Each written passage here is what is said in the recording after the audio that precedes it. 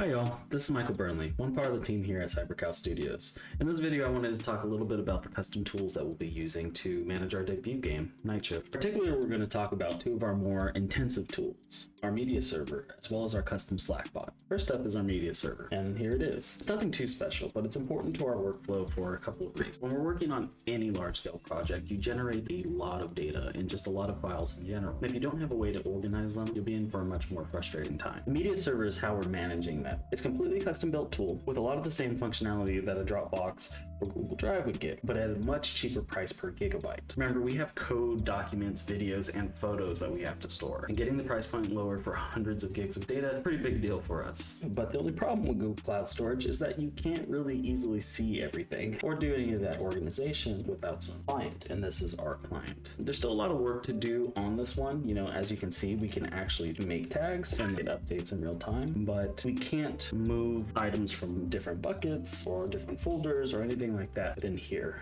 but those will be added in sometime soon. The other thing we can show off is our Slack bot. You might have noticed that when I was saving an image on the media server that Slack gave me a little message that I have going on. Well, that's one of our features of our chatbot, and our chatbot, as you can tell, is named Chippendale. We're developing a bot for our Slack workspace that will help us more quickly access and create data necessary to our game development. Right now it's attached to Notion, which is what we do our task list with. So you can see if I wanted to find a particular task here, I'll say the task, the project, what kind of thing it is, and then say camera. So as you can see, it pulls up a little dialog that shows that any tasks, epics, or bugs matching a certain keyword. In this case, camera. This will pull up all of our camera tasks, and then from there we can select it, and there we go. It gets added to the channel. Since it's directly connected to Notion, another thing that we have it do is that we can actually create tasks here too. So in this case, I'm going to make a test task, so Night Shift test task, and then I'm going to give it a description. So here is a description, and then what it is. In this case, task. So doing that, it gets a little message here, and it gets it created and shares a link to it. So overall, these seem like fairly small things, but can actually, while we're meeting, actually create whatever task that we need without having to leave Slack itself. And so it's just it's an up to our productivity as a whole. And the last kind of big feature that we've got going here is shows us all our media server updates. I mentioned this a little earlier before, but all of these are here showing this update was changed, and it allows us to be notified when someone has made a bunch of comments on something, so that for one of us to take a look at.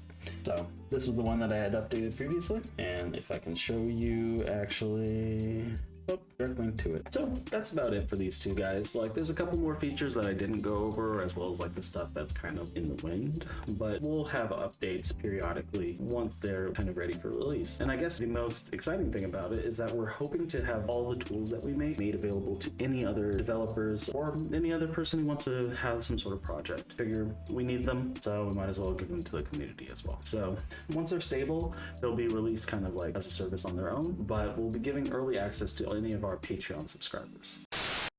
Holy dick, this is so frustrating to do.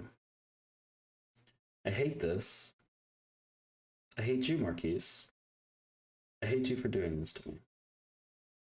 I want you to know that. All right. Time to sell my soul. Anyway, please like and subscribe. It really helps us out, and we're hoping to continue documenting our progress as we go along, and it's really hard to do that and make a game. So, if you can help us, please do. Anyway, thanks a lot. Thanks for watching. Bye. So, quick note, this video was supposed to come out a few weeks ago, even before our last video. I want to talk about how hard it is doing all this. The amount of pressure you're trying not to feel is a lot. And I know it's part of the process, and you just have to jump in and do your best. Hope you've prepared enough and can be diligent enough at this point. There's many times I tried filming and completely wussed out, and it's been stressful thinking, oh my god, what are people gonna think? Will we get some traction? Are we able to keep this going? Will we and are we making complete fools out of ourselves? And I know everyone else is thinking the same thing, and I know some people will see this and laugh and hope we fail. I know some people will see this and take inspiration from that and drive strive to do their own thing, which is pretty cool and something I can cling to, I think. And we've had a lot of false starts, stomach flus, relationship issues, mistakes, lost footage, but things that are hard are usually worth it in the end. Not about you being able to take every punch that's being thrown at you. It's about you being able to get back up after not being able to take what's been thrown at you. And, you know, between the pressures of quitting our jobs and managing, you know, a small studio, we have social media to think about. And bro, video editing takes up so much time. It's such a grind, even with us posting behind where we're at production-wise. And game development already takes enough time, energy, and resources. And to add full video production on top of that is a lot, and has been a lot. But we feel in order to do what we really want to do, and that is be one of the biggest name studios out there with complete independence, this is the path forward. And oh my god, what a path it is. But that's not to say we're stopping. On the contrary, because usually when the path is booby-trapped and really difficult, it means there's some kind of priceless reward on the other side of it. So we're gonna keep sailing in search of our One Piece. And if we do lag and make mistakes here and there, just know that we're not stopping until our ship is blown to pieces, until not a single member of our crew is left standing, until our flag no longer has a piece of thread in it. We will sail.